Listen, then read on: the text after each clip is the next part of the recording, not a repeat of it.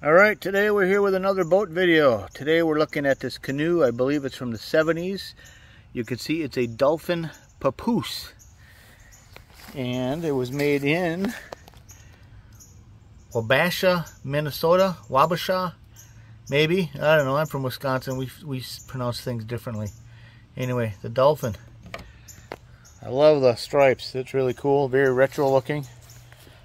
I actually picked up this canoe on Facebook Marketplace. Somebody was giving it away. So we're looking at a two-seater. Now the seats are vinyl covered. Let's see what's underneath here. So it's in really good shape there.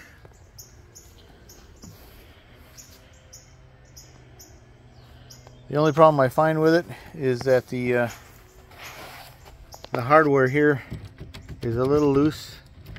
This wood's not bad, so if somebody were to remove the hardware and clean up this wood a little bit, put some fresh hardware in, I see that screw was replaced with something not stainless steel. This side over here is good and tight.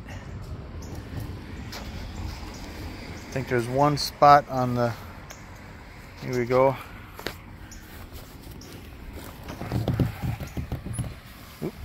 Crazy. All right, one spot there that was repaired by an amateur. That'd be me too, but I didn't do this particular repair.